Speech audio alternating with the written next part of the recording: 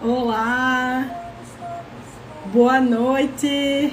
Estamos iniciando mais um dos nossos encontros semanais. Vamos dar um tempinho aí para o pessoal ir chegando. Nossos encontros de terça-feira que viraram encontros de quarta-feira, de quinta-feira, que viraram encontros semanais, gostosos com convidados maravilhosos.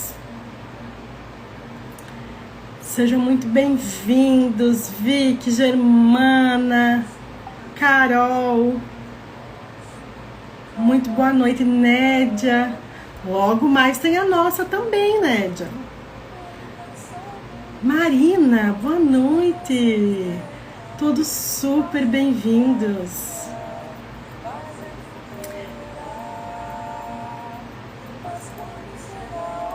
Temos muitas coisas legais por aqui hoje. Uma convidada especialíssima, uma participação super especial. Será que a nossa participação especial ainda não está por aqui?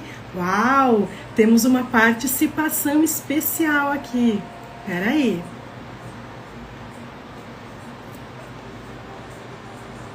Cadê? Que gás, hein? Olha aqui, olha aqui.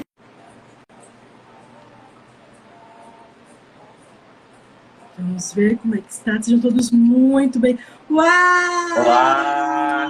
Deixa eu ajeitar aqui para vocês poderem me ver melhor. E aí, gatona, tudo bem? Que delícia! Seja muito bem-vindo! Obrigado, que honra você chegar aqui na tua casa de primeira vez. Deixa eu aumentar aqui. Teu áudio parece baixinho para mim. Deixa eu ver se aumentou agora. Veja se ficou um pouco melhor agora. Ah, ficou um pouco melhor, sim. Beleza. E aí, como é que está o Então, clima aí na praia? está quente. Quente. Está quente e gostoso. Né? Quente e gostoso. E por aí? Aqui tá quente e bom também. Para caminhar tá delicioso.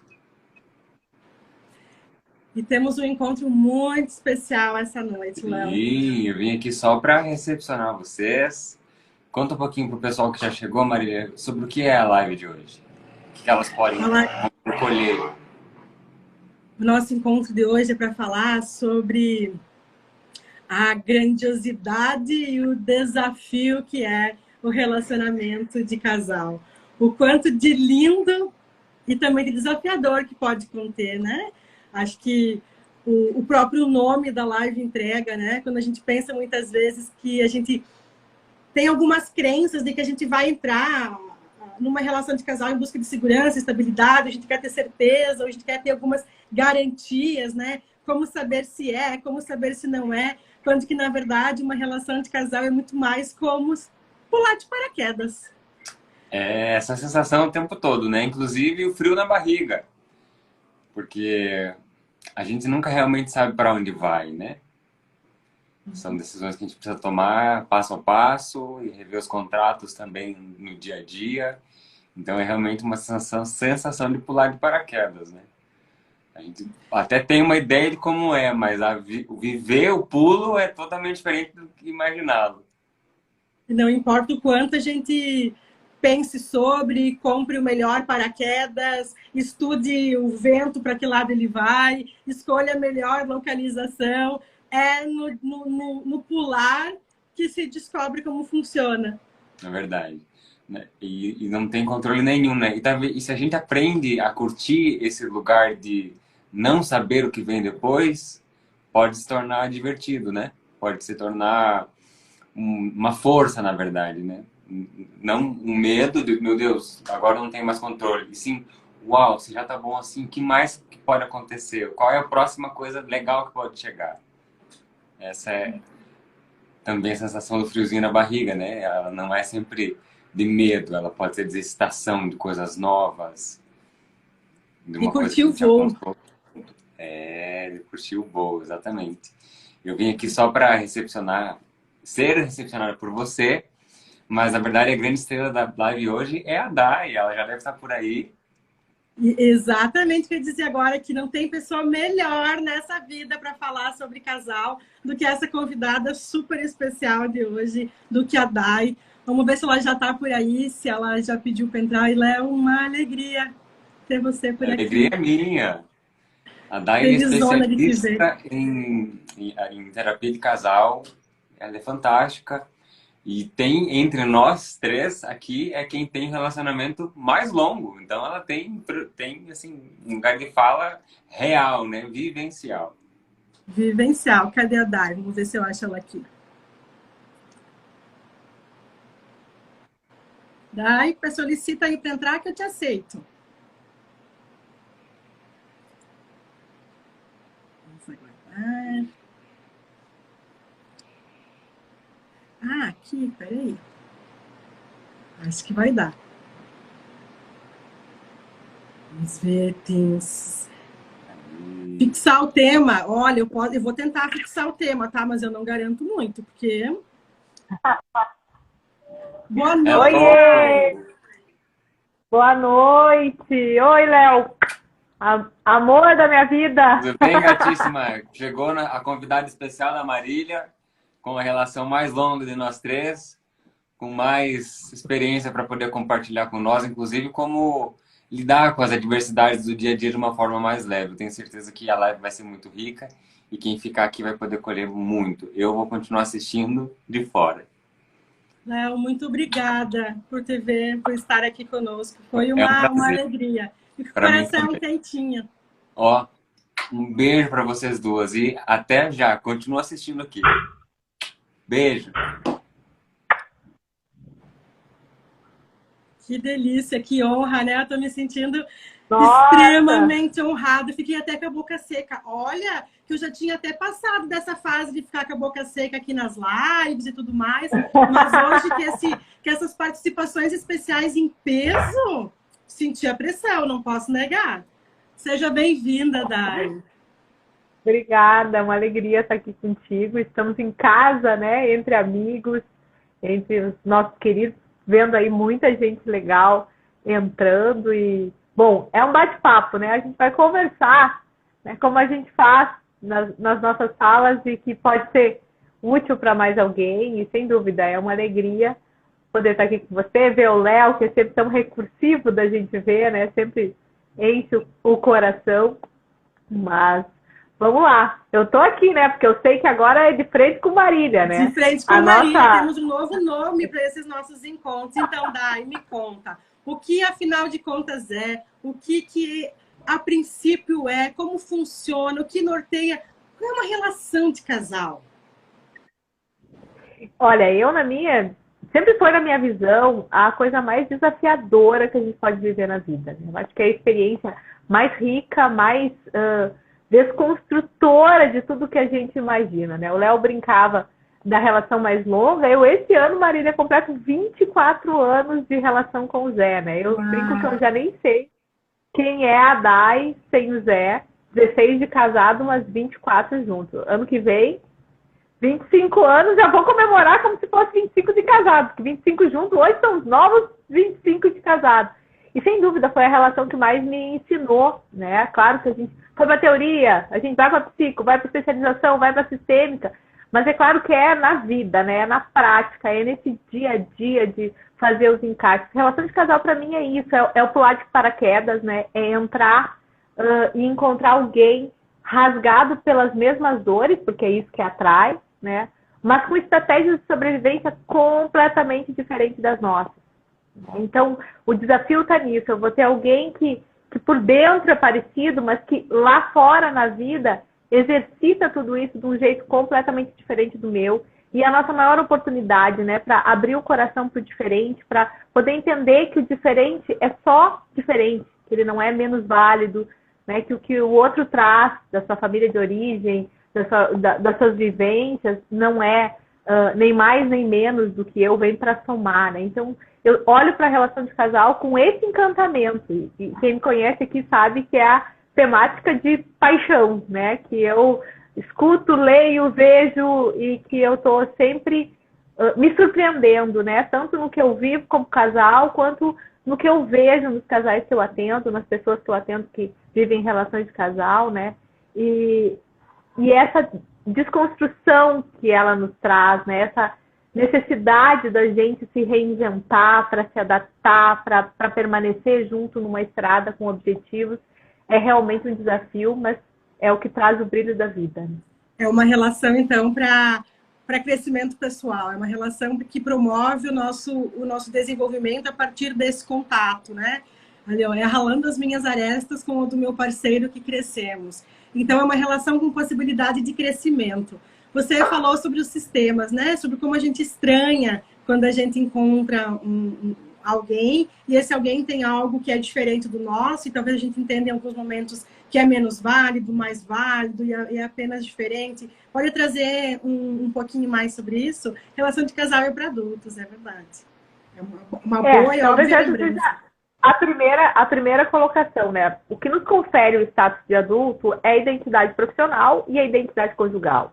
Então, quando a gente realmente entra na vida adulta, a gente entra nesse movimento para trocar, né? Para trazer o que a gente tem para trocar no mundo do trabalho, pelos recursos financeiros, no mundo das relações, pelo compartilhar a vida com o outro, né? E, sem dúvida, quando a gente vem do sistema, eu brinco que cada família é como se fosse uma espécie de bicho. Então, é um gatinho que casa com um cachorrinho, né? Então, gato se lambe para tomar banho, gato come outra coisa, gato dorme de outro jeito, que se junta com outra espécie, né? Que vem com outros valores, com outros sistemas. E é divertido perceber o quanto a gente não se dá conta desse óbvio, né? Que o que é óbvio para mim, que eu trago da minha família, não é o óbvio para o outro, né? E que é justamente os casais tendem a ser, né, Marília, complementares, né? Geralmente o outro tem a mesma potência, só que exercida de um jeito diferente. Então, daqui a pouco, as pessoas chegam no consultório para mim, a gente é super diferente. Eu sou grudada na minha família de origem, eu ligo para eles todo dia, a gente está sempre junto. E o meu marido não, ele fala com a mãe dele uma vez por mês. Não, a gente está falando de distância da família de origem, quer dizer, são dois polos, muito junto, muito separado, né? Ou qualquer outra coisa, um é muito gastador, o outro é muito mal aberto. Jeitos diferentes de lidar com dinheiro. E geralmente a gente escolhe alguém numa polaridade diferente para os dois caminharem para esse meio. Então, quando a gente olha para isso, né, é óbvio, né? É óbvio que eu preciso aprender. E qual que é a nossa tendência, né? É a gente puxar, não, o meu lado, o que eu aprendi, né, tá certo e tá. Não, mas o que eu aprendi que tá certo, e a gente muitas vezes demorar para aprender a se abrir, para construir um terceiro jeito que possa juntar o melhor desses dois, né? Então, acho que a grande questão quando a gente olha para a questão sistêmica é perceber que a gente traz tudo. A gente traz um modelo de se relacionar, a gente traz todas as nossas experiências transgeracionais de casamento, a gente traz isso como se isso tivesse transparente numa tela para o outro, com todas as informações, quando, na verdade, a gente mesmo pode desconhecer muita coisa. E é nesse andar que a gente vai tendo a oportunidade de olhar para uma coisa, olhar para outra, e poder também, como adultos, lidar com o jeito de construir, às vezes, né, abrindo mão do que foi seguro para minha família e construindo um outro jeito dentro da segurança do outro e tornar-se adultos, né, uma relação de adulto por causa disso, porque vai exigir que eu crie um novo código, uma nova zona de segurança com essa pessoa, que é o desafio da vida 2 e que a gente está fazendo o tempo inteiro, desde que a gente começa até o fim da vida. Né? E nada mais adulto, né, Dai, do que lidar com as nossas próprias expectativas. Do quanto a gente traz de expectativa ou de esperar que o outro haja de acordo com o nosso código, com o código da nossa família, e quando isso não se mostra verdadeiro, porque obviamente não vai se mostrar verdadeiro, né? O quanto a gente tem dificuldade em entender que essa frustração, que essa necessidade de ajustar os códigos é algo positivo e não algo que vá invalidar a relação como regra. Sem dúvida. E a gente é divertido, né? A gente não se dá conta. É justamente porque a gente vive nesse sistema. É como se a gente tivesse esse óculos que a gente vai enxergar tudo por ele. Eu tenho uma história divertidíssima com isso, Marília. Que é logo que eu casei, e eu casei jovem, né? Com 23 anos. Me mudei de cidade e tal. E levei as minhas panelas, que eu adorava cozinhar em casa. e todos os rituais da minha família de origem com relação a final de semana. Então, sexta-feira criava uma expectativa de fazer um jantar especial para comemorar a semana, como era, obviamente, na casa dos meus pais, que meu marido, na época noivo, participava e tal. E aí eu fazia, né, um jantar mais elaborado. E para mim isso era óbvio, né? Sexta-feira a gente janta com mais calma, a gente faz algo especial e tal. E às vezes o Zé se atrapalhava ou não vinha ou marcava outra coisa e eu ficava furiosa, sabe? Só que detalhe, a minha família por um bom tempo não trabalhava no sábado. Então sexta-feira era um dia, porque no outro dia se ia descansar. O Zé sempre trabalhava no sábado. Então para ele, sexta-feira era mais uma noite, né? E eu ficava frustradíssima e dizia como que... Até eu entender que eu tinha essa ideia de sexta-feira que não era a mesma dele. Né? Que ele podia sim vir e se alegrar, mas que para ele não ia ter aquele significado, né? E poder conversar sobre isso. E ele me disse, então para mim, a tua sexta para mim é sábado. Né? E eu nem gosto de coisa marcada, na minha família não é assim, né? Eu gosto de, na segunda-feira, se me der vontade de fazer algo especial, fazer. E eu achava muito estranho. Às vezes eu chegava em casa e ele assando carne de noite, segunda-feira, essa é segunda. Segunda não se assa carne. Não se janta à tarde, não se bebe na segunda. Então, uma coisa tão boba, né? Mas que me gerava sofrimento. De não me sentir vista, não me sentir amada. E que para ele gerava uma exigência, assim. Como assim? Sábado eu vou ter que trabalhar, nos outros dias eu vou ter que trabalhar. O que muda? Sem nos darmos conta que a gente tinha que ter o nosso jeito, né? Que é... Sim, eu continuo gostando da sexta-feira, Marília, continuo buscando que no sábado seja diferente, mas eu já consigo me alegrar muito com os jantares inesperados das segundas, das terças, e também perceber quando ele está com outra expectativa na sexta-feira. E pode ser bobo, e é uma história que eu rio bastante, que eu sempre usei ela depois para me lembrar que não é óbvio. Né? Que talvez para a grande maioria das pessoas, sextou tem um significado que para mim tinha muito afetivo, e que para ele não. E mesmo convivendo, a gente ficou noivo, gente, namorando noivo, 7 anos. Então, quer dizer, deu para experimentar muitas sextas-feiras na minha família. E mesmo assim não se tornou algo óbvio, né? Não se tornou algo claro.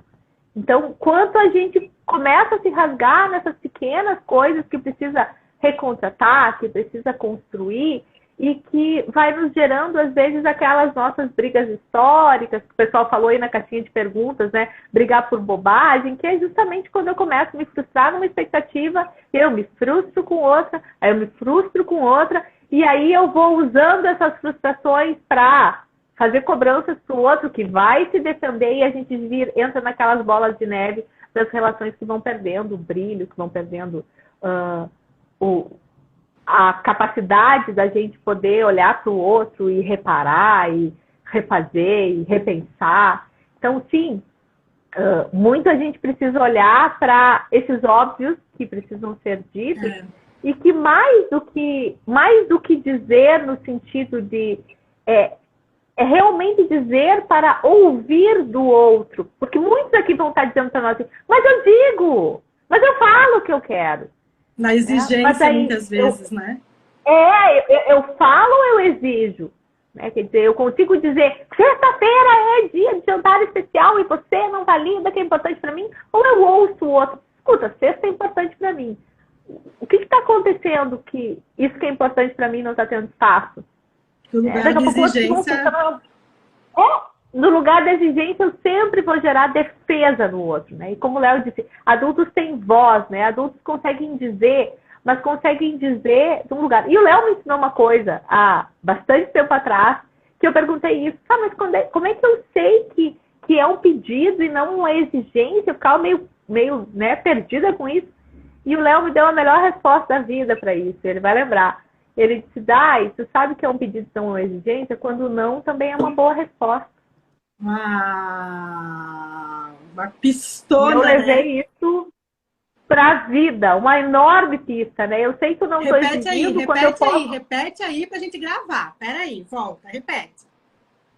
Ensinamento do Léo. E o amor com que ele me disse isso está gravado. Estou te enxergando aqui, Léo, na minha frente, me dizendo, eu sei que é um pedido e não uma exigência, quando não, também é uma boa resposta. quando eu pergunto para o outro algo, quando eu falo algo e ele pode não concordar, eu certamente estou num lugar de adulto pedindo. Agora, quando o não é inadmissível, vai gerar uma quebra, vai gerar uma situação que eu não consigo digerir, muito provavelmente eu estou na exigência.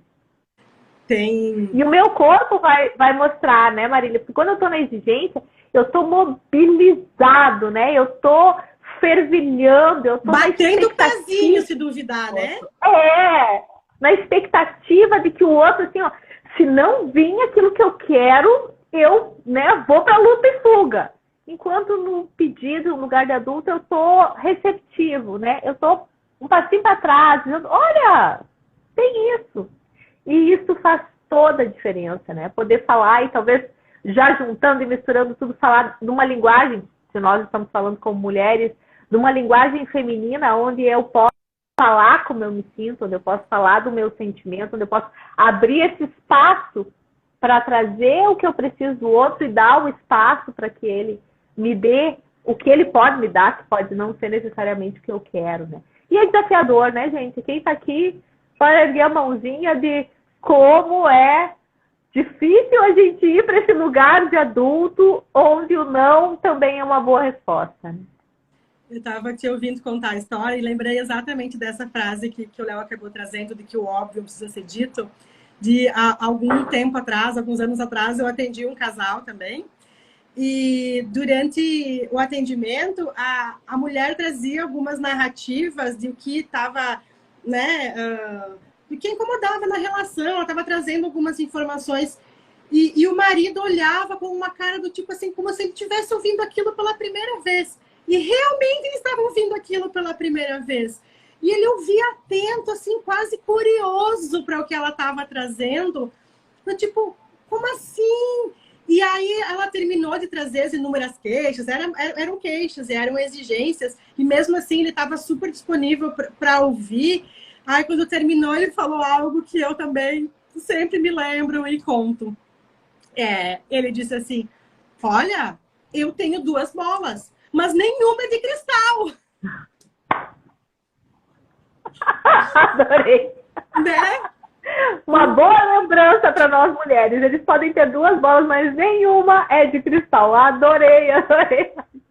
E sem dúvida, né? Eu fico te ouvindo e pensando quantos casais. Eu tenho um paciente também que eu acho maravilhoso, que ele diz, Dai, tá muito difícil se relacionar com vocês, mulheres modernas. Vocês ligam a pisca para a direita e dobram para a esquerda. É muito difícil.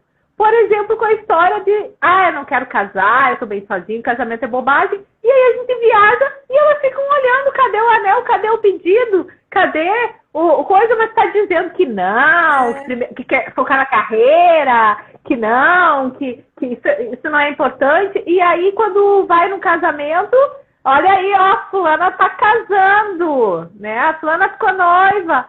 E ele me diz isso, mas afinal, né, quantas vezes eu preciso fazer um malabarismo na sessão para que a mulher possa dizer, não, eu tenho vontade, por exemplo, de casar, ou eu quero oficializar uma união que eu já estou junto há um tempo.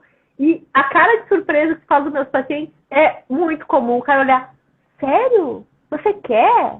E não raro, gente, eles se viraram na hora e pediram a mulher em casamento na minha frente. Você quer casar comigo?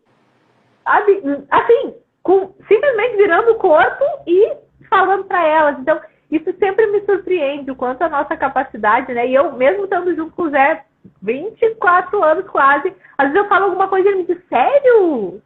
Sério que tu quer isso? A gente gosta de fazer uma ceninha, né? Fazer um draminha, mandar dicas, pistas, sem manifestar claramente aquilo que realmente a gente quer. E às vezes não vendo o óbvio. Eu me lembro uma vez que eu sou chata para me vestir, né? Às vezes nem eu gosto das roupas que eu comprei, imagina ganhar.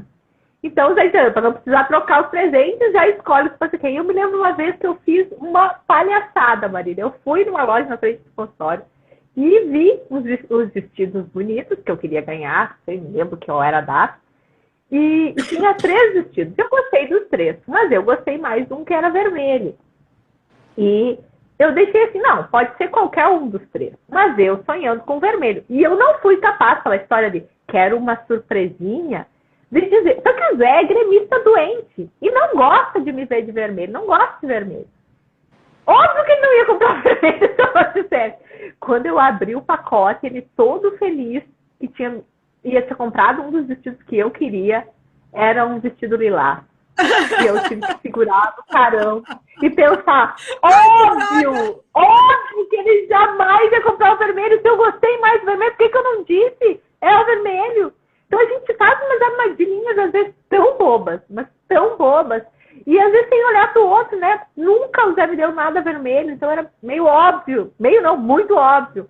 Mas mesmo assim a gente faz umas armadilhinhas, assim, né? Divertidas. E não se dá conta, né? Que o outro tem um padrão de comportamento que se eu parar e olhar um pouquinho, eu sei qual é. Bem feito, né? Eu aquela vez, gente, eu tinha comprado até um sapato que combinava com o vestido vermelho que eu não pude usar com o vestido lilás. Mulher é muito divertida, né? Mulher é muito divertida. Sem dúvida. As brageradas que a gente faz para poder aprender, né? Que você quer, diz de uma vez, né? Esses mitos todos do amor romântico, né, Marília? Se ele me ama, ele adivinha. Se ele me ama, ele percebe. Se ela me ama, ela vai fazer tal coisa, né? Que um casal que está em sintonia, o outro vai saber. Gente, isso... Amor romântico, idealização, né? E um amor romântico alicerçado em Romeu e Julieta, que é um amor que durou uma semana, né? Porque começou num baile na quinta e eles morreram no sábado. Então, quer dizer, que idealizações, no que a gente está baseando a nossa ideia de amor romântico com essas ideais de surpresa, de romantismo, que podem não ter nada a ver, né? Se ele me ama, ele vai oferecer ajuda, né? E eu todo tempo eu tô dizendo, não, pode deixa que eu faço. Uhum. Não, isso você não sabe fazer, deixa que eu resolvo. Não é assim que tem que fazer, não. Tem que fazer de outro jeito. Os homens são divertidíssimos em metáforas, né? Eu tive um paciente que ele sabe como é que eu ando pela casa, como é que eu me sinto na minha casa? Que eu tô naqueles programas de auditório que tem aquele negócio assim, vermelho, com uma luzinha, em que o tempo inteiro ela fala assim, bem, resposta errada. Bem, resposta errada. Bem, resposta errada. Parece que eu não acerto uma. E eu fico pensando, às vezes, quando eu faço alguma coisa em casa, eu lembro, será que eu não tô hoje, né, na TPM com aquele botão, né, do bem, resposta errada, sendo que nem diz qual é a resposta certa, né? Amor romântico em outros filmes, todos acabam. Como a gente tem dificuldade, né, Marília, de olhar para esse amor comum, né, para esse amor ordinário, para esse amor que não tem grandes expectativas. Eu vejo muito isso no consultório e foi uma coisa que eu precisei me trabalhar muito, assim, dessas expectativas de um amor, de uma paixão avassaladora, de uma comunhão de ideias, né, de tudo muito grande. Todo amor muito grande vai... Não amor muito grande, todo esse sacrifício, esse cenário tão grande, ele não vai se sustentar, idealização, né?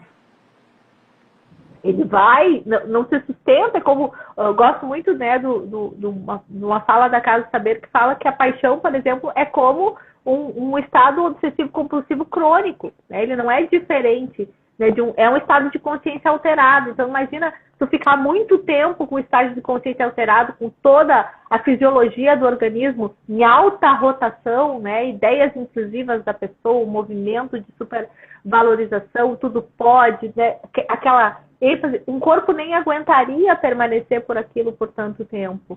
O quanto tem uma biologia aí que faz esse movimento para que a gente possa vincular, mas que depois vai nos ajudar a ir acomodando isso dentro de uma vida ordinária, comum, em que pode ter essas ondas maravilhosas de momentos muito gostosos e também de momentos muito difíceis, mas que a gente pudesse olhar para um mar mais tranquilo para a gente navegar.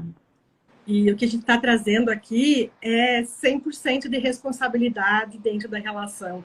E o quanto isso é difícil, né? A gente...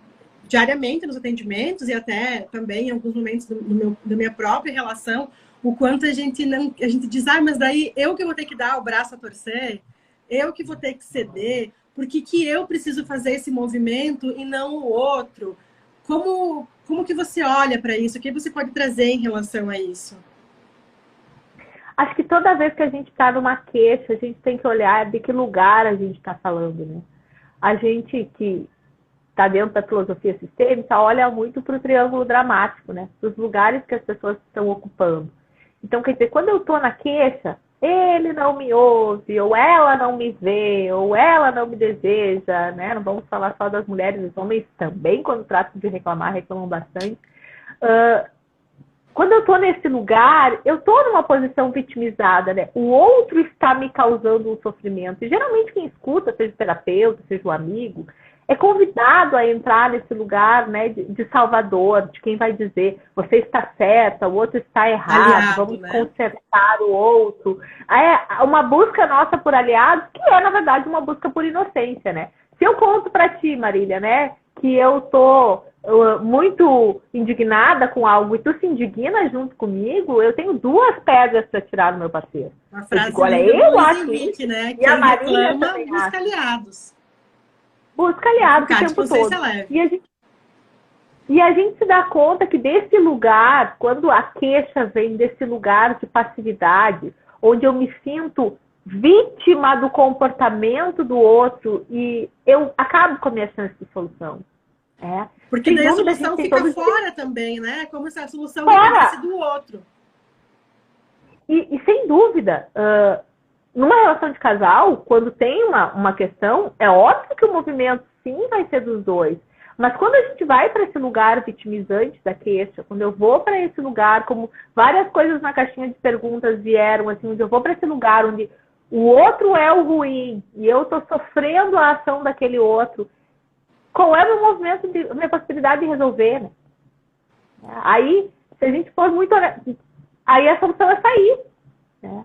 Agora, a autorresponsabilidade é eu poder perceber, sim, eu posso e tenho o direito de me sentir afetado, né? De ter as minhas emoções desestabilizadas por algo que está acontecendo, mas eu vou ter que olhar a minha responsabilidade nisso, a minha participação nisso, o quanto eu estou conseguindo pedir como adulto, o quanto eu estou com uma expectativa real, o quanto eu comuniquei. E, bom, aí sim, se eu estou nesse lugar de adulto em que eu realmente senti algo, que eu realmente...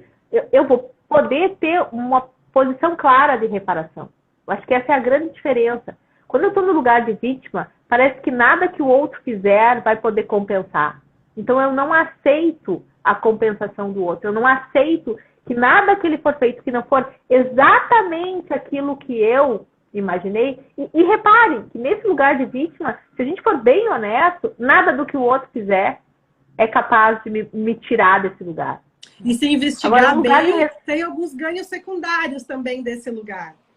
Muitas vezes. Então, eu não peço ajuda, eu reclamo que eu estou sobrecarregada, que é tudo eu, mas eu não me dou conta que é tudo do meu jeito, que daí eu não preciso acolher o jeito diferente do outro, que o resultado eu estou com o controle na minha mão, que as coisas vão ser feitas, né, dentro da minha receitinha, que esse é o meu ganho. Não, eu me queixo. Aí, toda vez que o outro oferece uma possibilidade de solução para isso, né, eu não aceito. Eu digo, não, você não está entendendo. Então, talvez a grande diquinha para a gente se pegar é quando eu estou nesse lugar de queixa, eu consigo dizer para o outro a reparação clara que eu quero.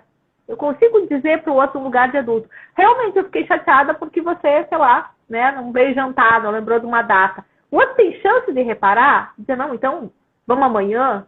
Não, então... vamos fazer uma coisa mais legal? Se o outro tem chance de reparar, é muito provável que eu possa estar num lugar de adulto onde eu qualifico aquilo que eu senti, sofri como válido e consigo expressar para o outro que isso é importante, dando a chance do outro de fazer algo.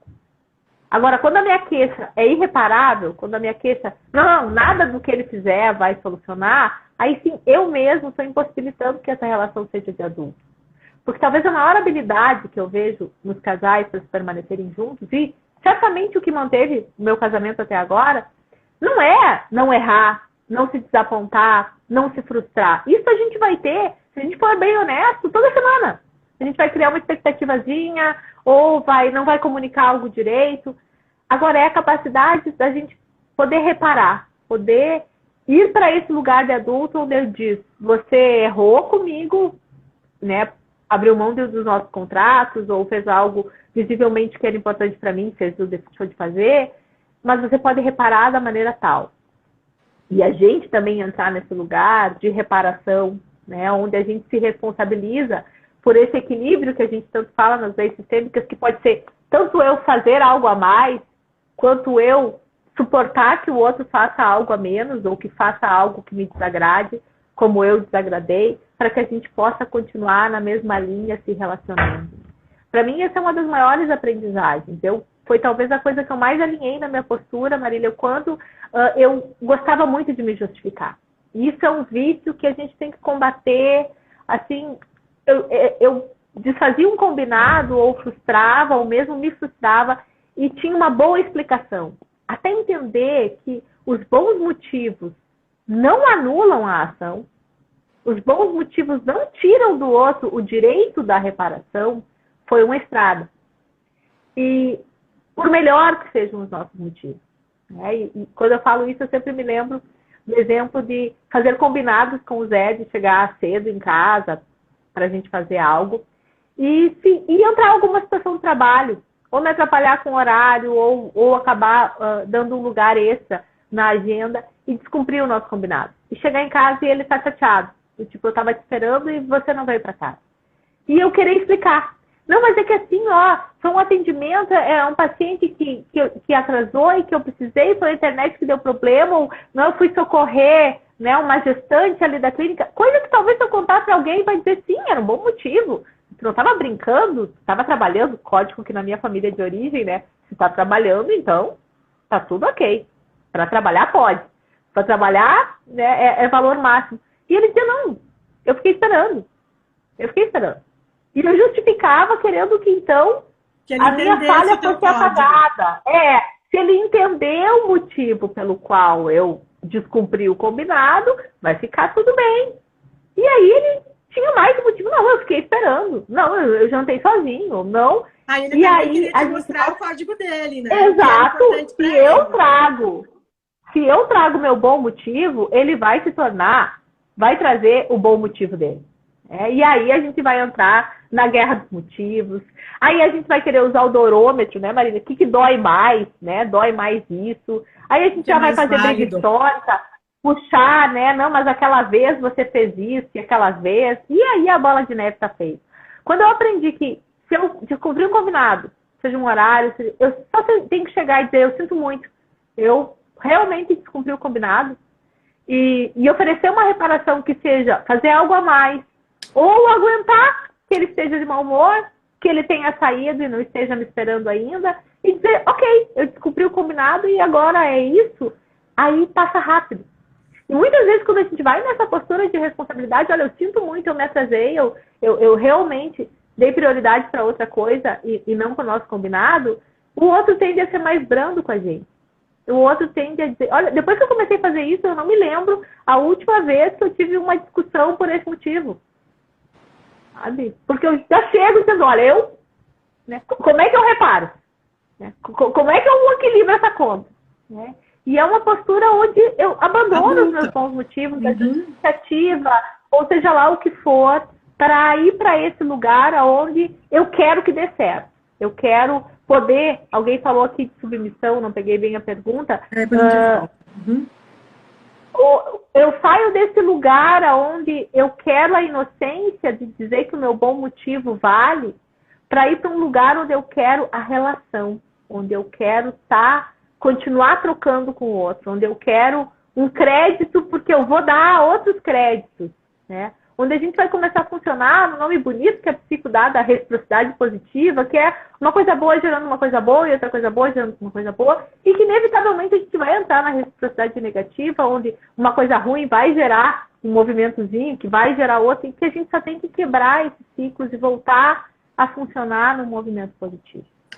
Dentro disso que você trouxe, de como a gente às vezes ocupa esse lugar de vitimização e o quanto ele pode ser, inclusive, até sedutor pelos ganhos secundários, um movimento muito clichê que a gente observa, que eu observo, é aquele clássico, né? Eu discuto com o meu marido e ao invés de eu resolver com o meu marido, de eu reparar, ou então de eu permitir que ele repare e de eu ficar nessa relação de adulta, a relação que eu escolhi, a relação com quem eu durmo à noite, eu vou lá para uma terceira pessoa e incluo essa terceira pessoa na relação. Então, eu vou lá com uma amiga e eu desabafo. Então, ao invés de eu usar esse movimento de desconforto, esse movimento de preciso resolver aqui, eu vou lá com a minha amiga e desabafo. E aí a amiga vai virar isso que você trouxe, né? Minha aliada. Não, realmente, ele não presta, você precisa ser diferente, você tem que se posicionar. E aí eu volto para essa relação. Ela vai estar no sistema dela, com os óculos dela, das vivências das relações dela, vai te trazer um elemento novo que não tem nada a ver com o que tu tá vivendo, e você vai ficar mais atrapalhada do que resolutiva. Pelo carinho que ela tem por mim, ela vai dizer, tô contigo, vai lá, e ele realmente fez errado, e alguma coisa assim. E eu volto para essa minha relação de casal com uma falsa sensação de agora eu tenho ainda mais razão, com menos força de resolução, mais bons motivos. E aí, essa relação que poderia se resolver em um dia, ou esse conflito, essa situação que poderia se resolver a partir de uma conversa, muitas vezes se arrasta por dias. E aí, quando passa e eu quero voltar, aí eu penso, nossa, mas como é que eu vou voltar aqui? Se a minha amiga lá, e agora? Eu vou ficar com vergonha da minha amiga, vou ficar com vergonha das pessoas, como que eu vou fazer aqui? E aí acontece aquela velha história, né? Nossa, eu ajudei a fulana um monte na relação de casal dela. Aí depois eles voltaram e me ignoraram. É um movimento clássico, porque a pessoa volta, se sente constrangida pelo movimento que fez e se afasta. O quanto é importante poder resolver. Acho que quando a gente escuta coisa de casal, Mari, a gente tem que lembrar daqueles programas da Discovery Channel, sabe? Você tá lá assistindo o documentário do urso polar. Aí conta a história triste do urso polar, que tem filhotinho e tal. Aparece uma tartaruga, você torce. Ai, tomara que ele coma a tartaruga para ele se salvar. Mas no dia seguinte, tem um documentário da vida da tartaruga. Que a tartaruga nasceu lá na praia, teve que vencer um caminho até entrar no mar e tal. Aparece o urso polar e diz, não come a tartaruga. Ela tem uma história. Então, se a gente for bem certo, quando a gente escuta uma questão de casal, a gente lembra que a gente está assistindo um documentário pelo prisma do bicho que a gente escolheu. Né? E que certamente tem uma outra história, uma outra vivência, uns outros bons motivos. Isso nos ajuda a ficar mais neutro. Mas, sem dúvida, toda vez que a gente entra numa relação de casal, escutando, e escutar, a gente sempre vai se envolver, não existe isso de só ouvir. Ouvir nos faz nos mover de alguma forma. Isso é perigoso. E eu, por isso mesmo, dentro da ideia de terapia de casal, não uso um método tradicional, Mari. Eu faço a intervenção mais curta e pontual que eu conseguir com cada casal que eu atendo. Pode ser uma sessão, pode ser 2, 3, 4, mas o terapeuta não pode virar essa pessoa. O terapeuta não pode ir para esse lugar. Então, eu vejo que atendo casais que vieram de terapias longas, de terapia de casal, que perderam força. Justamente porque tinha um terceiro ali, né, que por mais neutro, por mais competente, por mais bem intencionado que estivesse em ajudar, ainda estava com essa ideia de consertar esse casal, de ajustar essas portas a partir de um modelo que foi idealizado. Então, eu levo isso muito a sério. Quanto a relação de casal é íntima, o quanto ela precisa manter a solução dentro do casal, e enquanto qualquer ajuda externa, seja do terapeuta, seja... Então, eu digo para um amigo, tu quer ajudar? Diz para a pessoa, volta lá e conversa. Né? Tu quer, como terapeuta, eu sei que tem vários aqui, você vai fazer a intervenção mais breve e se retirar o mais breve possível, para que o casal veja que a força de solução está neles, na capacidade que eles tiveram de surpreender-se através de novos recursos. Né? No máximo, a gente olha para o amor que não está sendo visto, aponta alguma direção e o casal precisa caminhar sozinho. E a gente, como casal, né, como adultos, precisa se dar conta que quando a gente busca um recurso de ajuda, a gente precisa estar nesse lugar de quem vai pegar uma pista, de quem vai espiar um mapa, né? Tendo pontos de referência, mas que ainda assim vai escolher por que ruas ir, vai escolher qual caminho lhe é mais confortável, que ninguém, nós somos especialistas dentro das nossas próprias relações, né? Nós somos capazes de ser verdadeiramente honestos, perceber que a solução está ali na nossa cara e que sempre tem a ver com um movimento adulto de se responsabilizar, com a desistência de uma expectativa, com a desistência de uma relação ideal, de um comportamento ideal, e muitas vezes com a desistência da gente mesmo ser essa pessoa que gostaria de ser. Talvez a parte mais difícil para mim como casal foi muitas vezes olhar para o Zé e dizer: essa mulher que você gostaria que eu fosse em tal e tal em aspectos, eu também gostaria de ser, mas eu não sou.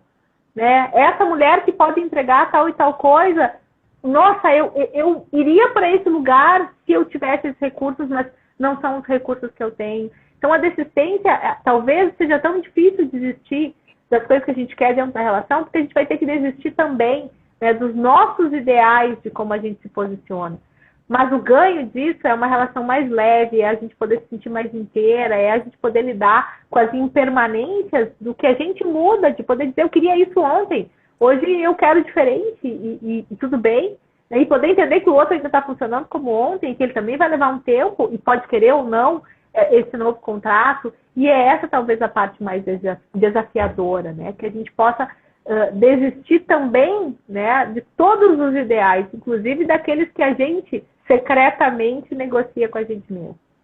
E quando a gente fala em desistência também, o quanto a gente consegue ocupar os papéis corretos nos lugares corretos, né? Algo que eu vejo que surge muito também, é bom.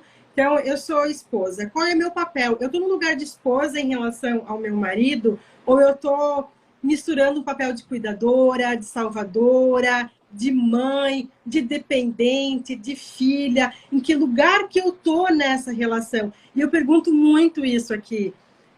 O que é para ti ser marido? O que é para ti ser esposa? E muitas vezes vem parâmetros super idealizados de termos de resposta, ao mesmo tempo que na ação vem ações muito confusas, misturadas, muitas vezes em relação de maternagem, de salvar, ou então de depender. Como que isso aparece aí? O que você tem para contribuir em relação a isso, a esses papéis mesmo? Muito, sim. Acho que ocupar um lugar de adulto dentro de uma relação de casal é complicado justamente porque a gente vai trazer muitas das nossas feridas infantis. A gente vai querer colocar, se eu não tenho bem resolvido, né, as minhas exigências com os meus pais, né, o quanto eu pude lá ser cuidada e receber, né, acolher o que eles tinham para me entregar. Quer dizer, como é que eu vou acolher? Se eu não aprendi a acolher isso de quem me deu certamente tudo que tinha de recurso, como é que eu vou acolher isso de um parceiro? Né? Então, sim, é muito fácil sair do lugar. Né? E a gente sai do lugar nos detalhes, né? Como diz o Luiz, o diabo mora nos detalhes.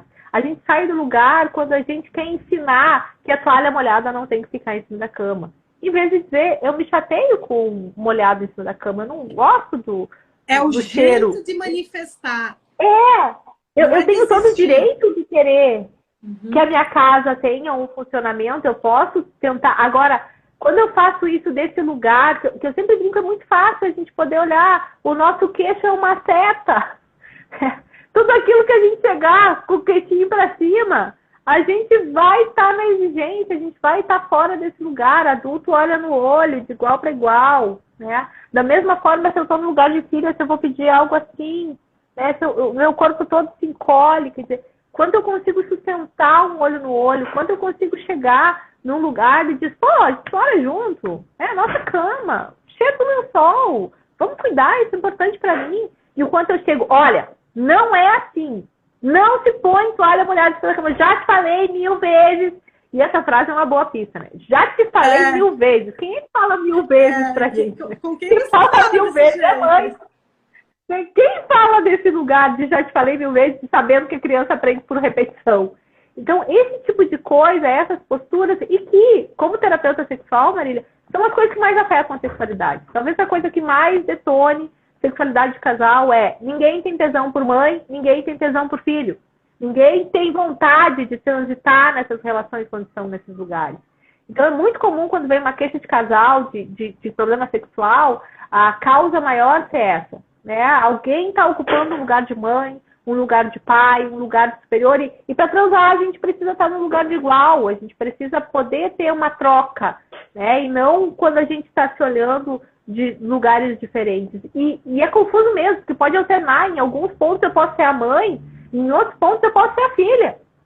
Agora, quando eu consigo estar num lugar desigual, né? Uma boa bússola é o nosso corpo, as nossas posturas físicas, quando a gente consegue chegar, e às vezes a gente consegue ter essa clareza para usar isso mesmo como bússola, né? E para poder corrigir essa nossa fisiologia também, né? Porque se eu fico aqui numa postura, eu vou produzir mais hormônios que me levam para a raiva, eu vou fazer toda a neurobiologia do meu corpo ir para esse enfrentamento e o outro vai reagir. Da mesma forma que se eu, né, me encolher todo, se eu for para um lugar de menos força, eu também, né, não vou conseguir sustentar esse olho no olho. Então, talvez a gente deva treinar nessas coisas muito pequenas, né? Se eu estou chegando assim, eu a fala, me corrigir o meu tom de voz, esperar ver da onde que eu falo, né? Qual é a dor, né? Muitas das queixas, né? Eu não sou ouvida, eu não sou vista.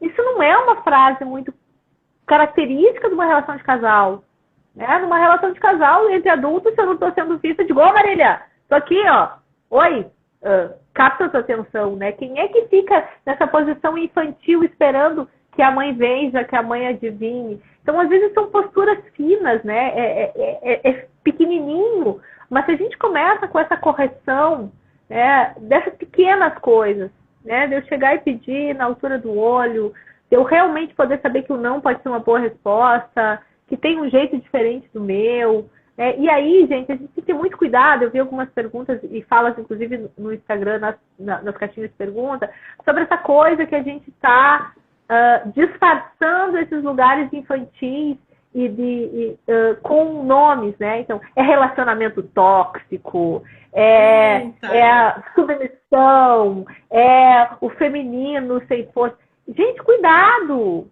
Né? Cuidado da onde isso vem, de que lugar eu tô falando. Imagina, né, quem não é tóxico em algum momento para alguém? Alecrins dourados. Amados dourados, né? Dourados. Quem consegue estar numa relação de casal sem nunca ter uma postura agressiva, passivo-agressiva, às vezes, como nós mulheres, né? Aí a mulher fala, o cara é agressivo, e daí ela diz, tu não é homem em casa para arrumar uma lâmpada. Isso não é agressivo. Ou, né, você não é capaz de não sei o quê, apontando sua incapacidade. Então, assim, a gente está numa cultura em que é muito fácil a gente ir para um politicamente correto que traz conceitos idealizados. Então, eu quando escuto isso, eu sempre penso, no lugar de adulto, se a gente não gosta de algo, a gente consegue colocar um limite. E talvez o limite seja sair da relação, mas a gente não acha que faz isso porque o outro é tóxico. A gente percebe, não é para mim. Né? Eu não dou conta de lidar com isso, então eu me retiro. Né? E mesmo nas relações onde eu me submeto, ou eu submeto o outro, é sempre uma dança, gente. Não vamos nos achar assim tão especiais. Né? Quem é subjugado, subjuga. Né? Quem acha tóxico, é tóxico também.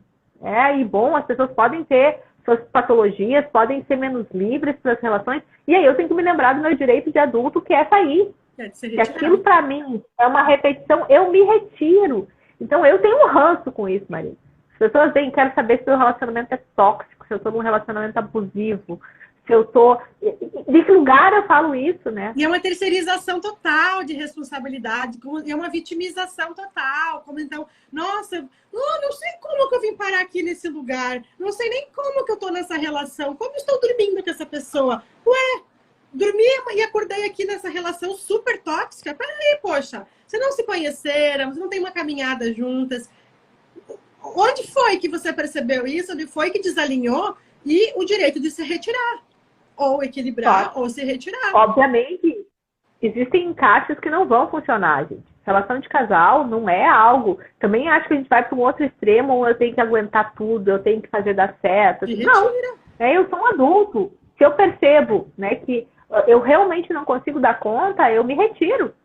Eu preservo os meus limites. E a gente, às vezes, retira amando. Retira não tem a ver com sentimento, tem a ver com limite. Tem a ver com quanto, né? Todas as pessoas eu vou continuar amando. E talvez isso seja uma outra coisa que a gente fala muito. Uma vez amado, sempre amado. O quanto eu preciso respeitar as minhas relações anteriores. O quanto eu preciso dar valor a tudo que eu vivi. Porque senão eu vou assistir.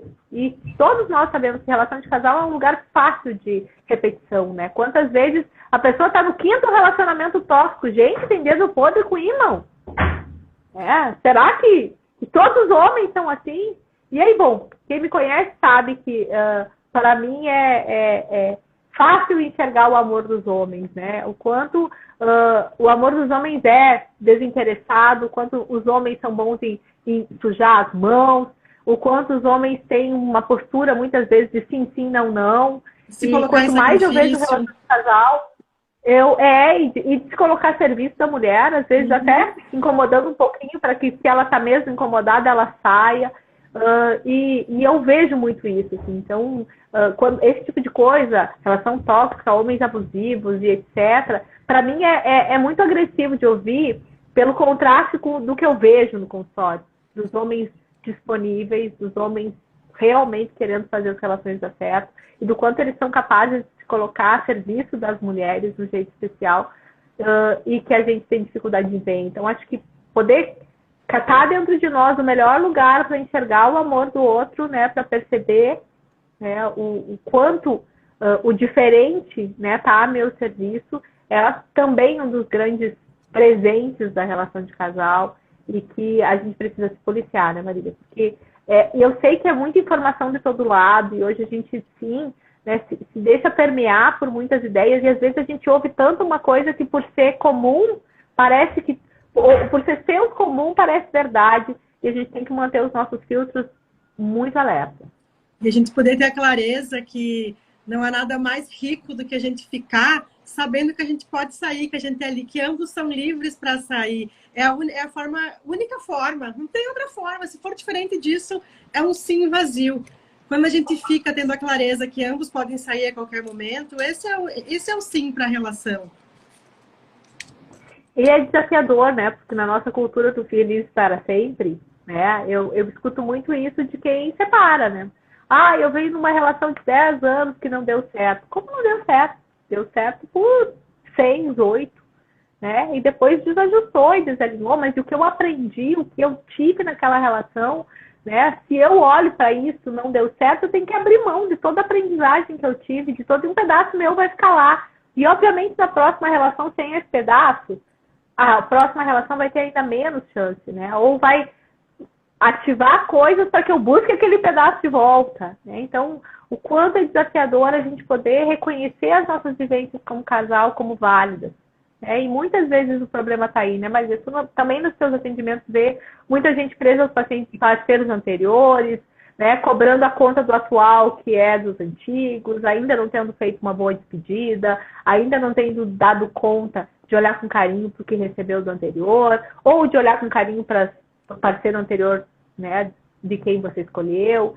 E é realmente desafiador a gente caminhar como adulto olhando que o outro é composto por todas as experiências que ele viveu, e é isso que me vincula, né, e poder trazer isso como válido. Então, também vejo bastante disso. E, às vezes, nesses discursos, a gente está escondendo, né, uma relação abusiva anterior ou um relacionamento tóxico que eu fui submetida. Eu estou disfarçando o quanto o meu coração ainda está preso, né, na dificuldade de ter enxergado esse amor. Aqui tá me avisando que a live vai cair. Então, se cair, a gente volta, tá? Não tá com contagem regressiva. Eu ia te perguntar, para você começar a falar, e se a gente cair, a gente abre outra e a gente volta. É sobre isso, quando as pessoas estão carregando cada um a sua história, cada um o seu sistema, sobre esses contratos que precisam ser feitos, como são esses contratos, como eles são construídos, como é isso? Se puder trazer um pouco sobre isso. Repete, Marília. Esses contratos que, quanto casal, a gente vai construindo. O que é válido para nós? Pega o teu sistema, eu pego o meu sistema familiar, e a gente vai construindo os contratos. E eles precisam ser revistos também. Como funciona isso? Como tu vê que são feitos esses contratos? Na verdade, a gente casa fazendo um contrato velado, né? Do tipo, eu vou ser tudo para você, você vai ser tudo para mim, e a gente não vai falar o caminho, né? Construir um contrato, né? A relação de casal é uma relação que a gente deveria ler as entrelinhas, né? Poder escrever contratos bem miudinhos, né? Lendo as letras miúdas, né? Isso passa muito pelo reconhecimento dos nossos limites, o que faz a gente poder construir um bom contrato é o quanto eu estou claro do que eu quero, do que eu tenho para entregar e do que eu preciso receber. Então, os bons contratos, eles partem desse lugar, né, onde eu reconheço o meu limite, os meus valores, o que é importante para mim, o que é inegociável, né, e o que sim eu posso negociar. E isso talvez seja tão difícil, Marília, porque a gente costuma não ser honesto nem com a gente mesmo sobre isso. Muitas Voltamos! Estamos de volta! Porque temos essa novidade agora! Como assim? A live cai depois de 1 hora. Estamos de volta. Sejam todos muito bem-vindos novamente. Agora temos isso, hein? Como assim? Voltamos. Vamos chegando aqui. Vamos se chegando. Veja, aceitei a Dai. Aê! voltamos. Essa é a novidade por aqui, a live cair depois de 1 hora. Mas... Pois é, ela estava passando de 1 hora antes, né? O pessoal tá dizendo que eu tô rouca? Vocês estão me ouvindo com algum chiado, Marília? Em algum momento estava um pouquinho mais baixo o teu som, mas eu estava te ouvindo. Até fiquei na dúvida se não era aqui no meu. Qualquer coisa eu troco de fone, que eu tentei botar esse bonitinho para não ficar com trambolho na cabeça, mas... E você estava falando algo muito importante. Quantas vezes não somos honestos. Quem está chegando agora e quem estava lá e está voltando para cá, vamos fazer um suspense, porque eu sou dessas. A Dai estava contando que muitas vezes esses contratos velados, essas coisas que a gente vai construindo, os acordos entre casais, não são tão otimizados assim, ou não tão claros assim, porque não somos capazes de sermos honestos nem com a gente mesmo. Fala aí, Dai. Eu sei que é indigesto. E eu, quando olho para isso, também me sinto... como ir para esse lugar de adulto, onde eu me responsabilizo, né, por tudo que eu faço, aperto o sapato, né? Que é o que a gente fala tanto, né? Mais adulto é mais de tudo. Mais também de se olhar no espelho e, às vezes, não gostar de algumas coisas. Um bom contrato de casal parte do que eu estou disposto a negociar, eu tenho condições de negociar, e do que é inegociável. Só que essa clareza não é o outro que vai me dar. Essa clareza eu preciso ter por mim.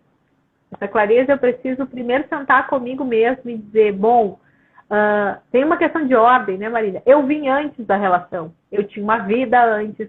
Eu vim de um sistema. Eu vim de um lugar. Eu experimentei vivências. E isso me construiu.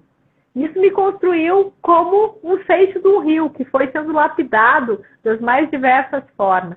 E às vezes a gente não quer olhar para isso, né? A gente está com essa expectativa de que eu posso pegar uma receita pronta, de que eu posso, ou que eu aguento tudo, ou que tudo é mais tranquilo do que realmente é. E um bom contrato de casal, ele parte de um contrato primeiro de reconhecer que eu sou alguém, eu tenho uma identidade, eu tenho coisas que são importantes para mim, eu tenho coisas que me nutrem e me organizam, que eu não posso abrir mão. Então, um bom contrato, ele olha para o meu autocuidado, para o que eu preciso para ficar bem, para as minhas outras identidades, quem eu sou como profissional, quem eu sou como filho, quem eu sou como amigo, que grupos eu faço parte, qual é o meu bando, né? Aonde eu me sinto inserido e pertencente. Quando isso está claro para mim, aí sim eu consigo fazer um contrato com o outro onde eu diga, olha, preciso disso, isso eu consigo abrir mão, isso a gente vai ter que negociar, isso aqui eu vou até ali, né? E para tudo.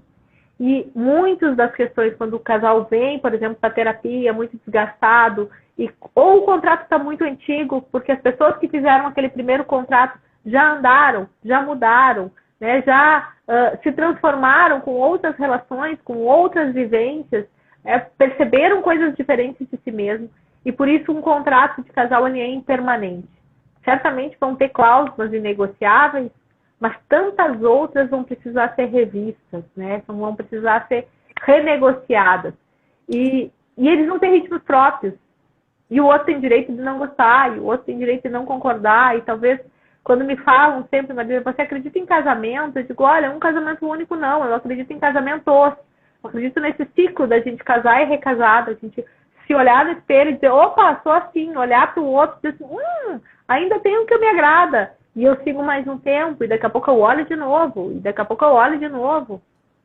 E talvez isso possa manter o que tantos falam a chama da paixão, coisa quando eu consigo olhar para o outro, acolhendo essa novidade que ele me traz, acolhendo os novos contratos, que vão, muitas vezes, nesse caminho, por mais me desafiar mais ainda. Né? Mexer ainda mais com coisas, desacomodar ainda mais com coisas. Então, contratar uma relação de casal passa primeiro por essa honestidade. O que é negociável? Quem eu era antes? Quem eu estou me tornando? Em que movimento a minha alma está se movendo para eu me construir? Né? Aonde o meu corpo me mostra conforto? É isso, é aí mesmo. É por esse caminho. E toda vez, claro, que isso entrar em contraste com o que o meu parceiro espera, a minha relação espera, esse desconforto, né, vai gerar uma crise que ou vai ajudar o casal a caminhar para um novo contrato e para um novo patamar de intimidade, ou vai romper. E aí aquele casal... Oi. E eu acho que esse é o nosso medo, né? A honestidade com a gente mesmo vai fazer com que a gente se olhe no espelho de um jeito mais desnudo e possa realmente saber o que eu quero agora. Né? Quanto essa expectativa é adulta, quanto eu estou fazendo a minha parte, o quanto eu estou disponível. E acho que nós mulheres, Marília, mudamos mais. Né? A gente passa por muitas transformações. Né? Eu brinco com quem me conhece que o Zé vai para o céu sem escala. Né? Quando chegar lá e dizer para São Pedro, fui casado com a Dai, mas dizer, não, passa, beleza. Porque, meu Deus, nesses 24 anos, quantas mulheres eu já fui. Ele conheceu uma menina toda sonhadora. Depois ele conheceu uma jovem profissional que queria desbravar o mundo. Depois ele conheceu uma mãe que estava super atrapalhada em conseguir fazer aquilo dar certo, conciliar maternidade, casamento e profissão. Depois uma mãe de um segundo filho já mais tranquila, com outros olhares. Depois uma mulher que quis outras coisas, né, que se move para um lado, que se move para outro. E que precisa ir reajustando, que daqui a pouco muda de cidade, daqui a pouco muda o jeito de trabalhar, daqui a pouco muda um monte de coisas, né? E que vai, né, caminhando juntos. Então, é desafiador o quanto, se eu olho para a Dai que casou, o quanto ela é diferente, né? O quanto quer coisas diferentes, o quanto a distância, mais próximo, mais separado, fazendo mais coisas juntos, menos, gostava disso, não gostava daquilo, o quanto isso já se transmutou, né? E o quanto ainda tem para mudar, né? Porque eu nem imagino o que vai acontecer para frente. Quantas tem para vir ainda? Eu brinco que cada vez que eu aprendi uma coisa nova, eu ficava insuportável, né, Marília? Imagina, né? Quando psicóloga, tudo era psicologia, né? Quando era, depois foi terapia de casal, nossa, me encantei. Depois foi terapia sexual, depois foi sistêmica, né? Sempre uma paixão nova e uma coisa para me mobilizar, um novo óculos para ver a vida. E o Zé muito pacientemente acompanhando, talvez até pensando, daqui a pouco ela descobre uma outra coisa, assim. E o outro tem essa capacidade de nos dizer, né? Tem uma história muito engraçada, né? Eu sou muito CDF, né, Marília? Gosto sempre de sair mandando um curso no outro. E o legal é o Zé não cair mais nessa, né? Porque toda vez que termino um curso novo, eu digo, não vou mais me matricular em curso longo, deu, chega. E o Zé ri, tipo, só esperando como é o próximo que eu vou me matricular. E de poder, né, negociar isso. Me faz lembrar dessa história que quando eu estava no segundo ano da especialização em terapia de casal e de família, fazia 2 anos que a gente estava casado. E o Zé já tinha intenção de ter filho. E eu estava, né, não, deixa eu acabar esse curso, que são 3 anos, e aí a gente tem filho. Naquela idealização de que a gente tem que ter uma vida toda programadinha, fazer umas coisas antes e tal.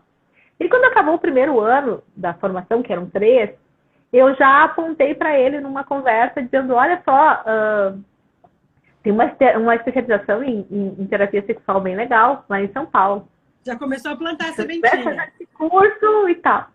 E ele olhou para mim e disse, ai, que legal que tem essa especialização, então a gente vai engravidar o ano que vem. E eu, como assim? Eu tô falando de uma coisa, não, você não vai parar de estudar, vai ser assim mesmo. Se a gente pode esperar para ter filho, você vai estar emendando uma especialização na outra. Então, é melhor a gente ter filho nessa, que a gente já sabe como é que é. Tem seus pais em Porto Alegre, a gente vai dar conta. E né, não adianta. Você é assim e a gente vai ter que ter filho assim. Foi a melhor coisa que ele podia ter feito, né? Porque, sem dúvida, depois dessa, quantas especializações, nunca teria o momento para eu parar, né? Porque eu estava sempre me encantando com coisas novas, né? E o quanto a gente às vezes não banca isso. Eu não conseguia ser honesta comigo de dizer que o meu medo da maternidade era um medo de ter que parar de estudar ou de seguir esses movimentos. E o quanto ele me disse, não, vamos ter assim mesmo. Vai ser assim. E o outro está aberto para enxergar, gente. E assim, a gente teve a Laura por um ano grávida, terceiro ano com filho pequeno. Hoje eu não sei como é que eu fiz, mas fiz. E quantas especializações vieram depois, né? Que realmente não parei, ele estava coberto de razão. E essa questão da honestidade, o quanto eu não conseguia olhar para mim e dizer assim que eu não ia parar. Né? Eu estava me enganando que não, daqui a pouco eu vou ficar mais calma, né? Daqui a pouco, né, isso vai ser prioridade. E não que não fosse, mas as outras prioridades, por eu ser a Dai que veio antes, tem essa questão do crescer como inegociável. Né? Então, acompanhar tudo isso, né? Poder ter alguém do lado, e agora eu estou terminando a pós em psicotraumatologia. Agora eu já tenho vergonha na cara para não fazer esse curso, né? Eu já digo assim, vai demorar um tempo para eu me vincular com algo de novo. E quando eu vejo, eu estou abrindo um site já me encantando por uma coisa nova. Então, né, a gente tem que começar a se divertir com as nossas incongruências, né? E se a gente for bem esperta, a gente vai encontrar um companheiro que vai rir da nossa cara junto com a gente, vai dizer, tá. Deixa assim. E a gente poder desenvolver essa capacidade também de tomar aquilo que o outro tem para nos dar, né? Quando você conta que ele diz assim, bom, então tá. Então você tá ali, não vai parar esse negócio de estudar aí, então eu vou pegar isso que você tem e juntar com isso que a gente quer como casal e vamos construir algo bom com isso. O quanto muitas vezes a gente não está disposto a receber aquilo que o outro pode nos entregar. Ainda vinculado a muito aquilo que a gente trouxe bem no início, as nossas expectativas, aquilo que a gente traz, e aí a gente, com o olho na expectativa, a gente não enxerga aquilo o possível que o outro tem para nos entregar. Eu sempre conto que quando eu conheci o Luiz, assim, eu vinha muito dessa expectativa de amor romântico, né? Muito, assim, muito. E o Luiz não era nada romântico. O Luiz era romântico assim. Eu morava na faculdade, num apartamento pequeno, quente, então ele levava ventilador, comprava X, organizava o apartamento. Mas assim, flores era infinitamente mais fácil de aparecer com uma pizza para me alimentar do que com um ramalhete de flores para me homenagear. É do time do Zé. E aí, no começo, assim, eu passei muitos anos da minha vida, assim, frustrada. E aí, fazia um drama, né? Às vezes eu pensava assim, nossa, se eu ficar bem quietinha, se eu for para um lugar de mais sofrimento, ele vai perceber e vai me entregar o amor romântico e tal. E com o tempo, a coisa mais preciosa que eu percebi eu precisava tanto de alguém que me desse a segurança de me entregar as coisas da casa, de me alimentar com X, de cuidar para que as coisas ficassem sob controle, de me ajudar a me organizar com logística, que eu sou péssima. E eu precisava muito mais disso do que eu mesma imaginava, muito mais do que um ramalhete de flores. E o quanto poder olhar para isso e receber aquilo que o outro tem para nos dar. E também verificar, né? Bom, é isso que tem para me dar. Eu poderia ter descoberto que não era. Não é isso que eu preciso. Eu realmente preciso de um amor mais romântico. Aí eu precisava me retirar dessa relação. Né? Mas agora, observar que não. É isso. Eu precisava mais disso do que eu mesmo imaginava. E poder colher isso que o outro tem para nos entregar. Eu acho que essa é uma grande riqueza do relacionamento. Sem dúvida, e são as linguagens do amor que a gente tanto fala e que a gente lê aí na internet, cada um tem a sua linguagem, né? Que uns vão ter atos de serviço, outros vão ser verbais, outros vão ser sinestésicos, né? Vão ser através do toque, do beijo. E a gente tende a querer dar o que a gente gosta e achar que o outro também tem que dar o que a gente imaginou, né? E sem poder ler. E talvez isso seja uma das coisas que eu mais aprendo sobre equilíbrio, Marília. Assim, dentro de muito conhecimento que a gente tem divagado por aí, a gente é muito bom em olhar o que a gente faz, né? Então, não, eu faço muito pela relação, eu tenho paciência, eu faço, eu me esforço, eu busco terapia, eu tô assistindo live, eu faço. E a gente vê isso como um desequilíbrio na relação, né? Eu faço mais, então o outro está devendo. E a gente não percebe que às vezes o equilíbrio disso é eu busco mais terapia, mas é porque eu não aceito, não consigo entregar para o outro me alegrar com o que ele me entrega. Eu faço mais tarefas, mas eu não sou capaz de acolher que o outro faça do jeito dele e me alegrar com isso.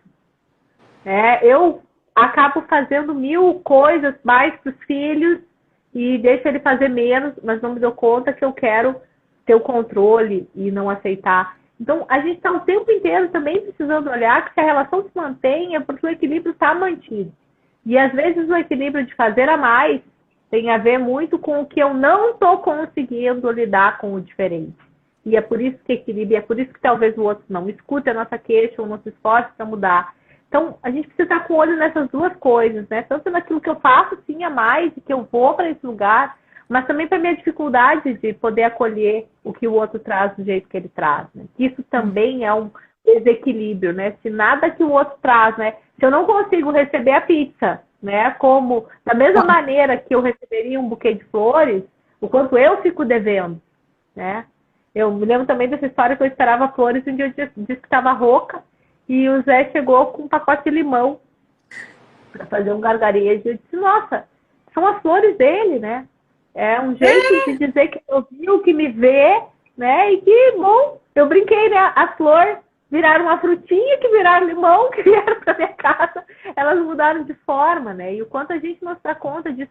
E que também, às vezes, a gente não consegue expressar as nossas flores. Nós, mulheres, somos muito tarefeiras, né? A gente tem a tendência, assim, de... Quando a gente não traduz que cuidar da casa é pro outro, que um lençol cheiroso é um carinho pro outro, que ter atenção por algumas coisas da casa é um carinho do outro, e a gente não consegue traduzir, olha, faço isso com amor por você, esse é o meu jeito de te entregar o que eu tenho, né? Que também é uma dificuldade, né? Quando eu faço e não nomeio, né? Então, como adulto, se a gente tem voz, eu posso falar o que eu quero do outro e também posso, né? Expressar de um jeito codificado. Eu não faria isso se não fosse por você. Eu faço porque eu vejo que é importante para ti e isso é um jeito de equilibrar. Perfeito. Vou botar uma mensagem aqui. Eu e meu marido somos completamente diferentes. Tivemos vários desafios, mas hoje nos entendemos. Eu na minha praticidade excessiva, ele no humor e leveza. A primeira vez que eu fui receber flores, meu namorado da época ficou com pena do vendedor e devolveu a flor para ele vender para outra pessoa. E eu fiquei frustrada, mas foi fofo.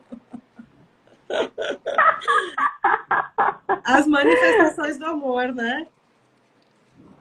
Enquanto a gente precisa olhar com os olhos, né? De catar onde está o amor aí, né? Um homem visivelmente amoroso. E que ao mesmo tempo eu posso dizer, tá, mas da próxima vez divide, né? Da metade para cada um, que também tentar fazer um outro arranjo, né? E às vezes a gente nem se questiona, né? O Zé, uma época eu cumpria alguns protocolos e me dava flores, e um dia ele disse, eu vou te dar flor plantada, porque se dá buquê, a flor começa a murchar, tu começa a ficar em volta do buquê, tirando as petalinhas para elas continuarem bonitas mais um tempo, elas começam a murchar, tu começa a ficar triste. Eu nem acho graça dar flor, porque no primeiro dia é legal, e depois eu vejo uma semana de sofrimento tentando fazer as flores ficar vivas, que eu nunca tinha me dado conta que é verdade.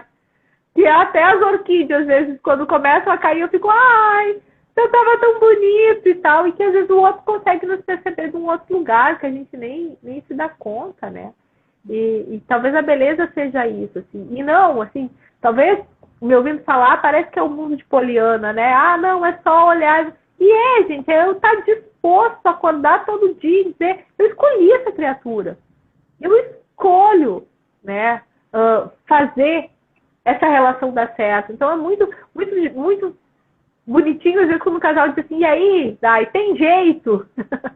Essa relação vai dar certo, colocando o terapeuta na expectativa que o terapeuta vai conseguir dizer. E eu sempre pergunto, vocês querem ficar junto? É uma escolha? Bom, então a gente faz dar certo. Né? Respeitando os nossos limites, respeitando o que é inegociável, a gente faz dar certo. Né? e faz dar certo pelo tempo que consegue fazer dar certo. E se precisar se despedir, se despede com carinho. Mas é desafiador, né? Essas nossas desistências. Talvez o grande desafiador da relação de casal é que nos exige uma postura adulta o tempo todo. Que delícia, Dai, que delícia. Bom, você tem algo para encerrar nossa live? Algo que você talvez... Tivemos muitas perguntas, né, na caixinha. Na caixinha. Não, nas caixinhas de perguntas, assim, mas basicamente falando sobre essas questões de equilíbrio, de divergências, né, de o quanto, né, algumas perguntas eu acabei respondendo à medida. Se alguém ficou sem resposta, dá um oi lá no direct e a gente grava um vídeo, faz alguma coisa, mas talvez a premissa mais básica é essa, né? A relação dos casal nos puxa para um lugar de adultos, onde a gente precisa olhar para os nossos limites, onde a gente precisa construir os nossos contratos com a gente mesmo, para daí poder passar para o outro, e que a gente se responsabiliza por fazer dar certo, né? Percebendo, né, os limites que são possíveis. E no nosso nome, que eu tanto adoro, né, pular de paraquedas, gente. Relação de casal, a gente precisa ir admirando o voo. A gente tenta se certificar que o paraquedas tem selo do Inmetro, a gente tenta no namoro ter uns parâmetros aí para dizer que o paraquedas vai sustentar, e a gente se joga. E a gente vai descobrir se ele como ele funciona à medida que a gente realmente se lançar e que a gente for capaz depois de ir manejando para ter os pousos tranquilos, né? E como pular de paraquedas, Marília, na grande maioria das vezes dá certo, né? Não tem tanto acidente assim com paraquedas. A grande maioria funciona.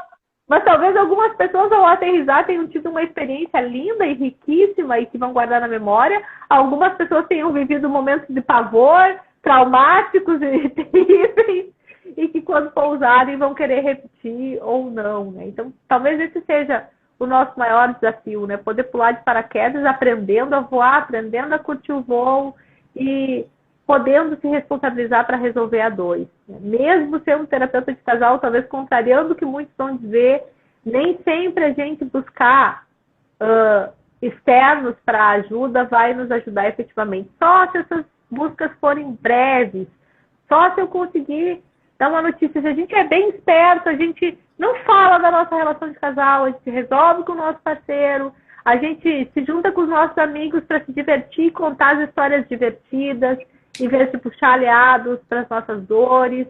A gente vai para o terapeuta querendo saber, escuta, o que eu estou fazendo para essa relação estar desse jeito? Né? O que a gente precisa aprender, verdadeiramente aberto para pegar uma pista e dizer, tá bom, agora a gente vai para casa, e mão na massa que a gente vai fazer isso dar certo. E são esses movimentos que a gente vai realmente ver efetivos, né? Não tem mar de rosas, vai ser uma onda, né? Desejos homicidas vão aparecer. Quem não desejou em algum momento matar o marido, matar a mulher, não está vivendo o casamento direito. Quem nunca? Vai ter energia, vai ter dias, né? E eu gosto muito de uma frase do filme, nada romântico, mas que para mim marcou muito, que é o Cavalo de Guerra, que ele faz uma coisa, né, que a mulher detestou, e ele olha para ela e diz, você está me amando menos. E ele diz, não, eu posso estar te odiando mais, mas eu não estou te amando menos. Que lindo. Talvez essa seja a riqueza de uma relação de casal, né? Que a gente... dá para morder, dá. O jeito que cada um lida com seus desejos homicidas é por conta e risco. Mas o quanto a gente pode... E que é essa intensidade, né? Um casal que quer vibrar na cama, que quer ter a energia sexual, tem que manter essa autoridade de poder discordar, de poder reparar, de poder trazer. E certamente ter alguns momentos que vai se desapontar e odiar mais. Mas realmente, Marília, na prática, quanto mais eu caminho, tanto com os meus casais quanto na minha vida, é impossível amar menos. A gente até pode odiar um pouco mais, mas é impossível a gente amar menos. Mesmo quem separa e vai embora, ainda vai amando um tantão, né? Então que a gente possa olhar para isso, se divertir um pouco mais leveza, mais humor, gente. Menos rótulo de relacionamento tóxico, abusivo, menos receita de bolo, menos vitimização, menos expectativa. Menos nomes bonitos para conseguir me sentir de consciência mais leve. e mais empirismo, mais tentativa e erro, mais curiosidade, né? Mais expectativa de o que eu posso aprender aqui? E com certeza, mais bom humor, né? Mais a gente ri da gente mesmo, mais a gente ri do outro. Aí o Zé ganhou. O Zé sempre ganha. Eu sou fãzona do meu marido, né? Porque, como eu disse, eu olho pra ele, às vezes eu olho pra ele e digo, nossa, que cara de sorte. Olha só com quem ele casou. E às vezes eu olho pra mim e digo, nossa, Deus foi bom. Botou um homem paciencioso do lado. E é nessa dança que a gente consegue viver, né? E que daqui a pouco, espero, Marília, tá fazendo uma live aí pra contar que são 50 anos. Já. Que delícia. Então, as perguntinhas que teve nas tuas caixinhas e nas minhas, a gente foi respondendo aqui ao longo da live. Se alguém mais, então, ficou com alguma dúvida, corre lá no Instagram da Dai, deixa a perguntinha lá, que então ela está se dispondo a responder nos próximos dias. E quero te agradecer muito pela tua rica presença nesse encontro. Eu ganhei muito, tenho certeza que muitos também ganharam. Muito, muito obrigada pela tua disponibilidade, pela tua presença. Foi uma alegria te receber aqui. Eu adoro, né? Falar não é um problema. Só com gente querida aqui, me sentir na sala de casa. E que a gente possa realmente, né, se divertir, né? Brindar a vida com as relações de casal que a gente é capaz de construir. É uma analogia. Potencial. Vamos ver. Um eletrocardiograma boa, Valky. É Gosto verdade. Da analogia do relacionamento de casal como um eletrocardiograma em repouso. Tem altos e baixos. Isso indica que você está vivo. Se está com arritmia, tem coisa errada. Uma linha reta é o fim. Perfeito. Muito boa, um homem exemplificando. A praticidade dos homens. Que seja, né? Que a gente possa ter linhas suaves, como um eletro em repouso, né? Acelere de vez em quando, só quando propositalmente. Obrigada, Dai. Obrigada pela presença de todos. Eu que agradeço. Obrigada a todos. Beijão e até já. Uma semana. Tchau, tchau.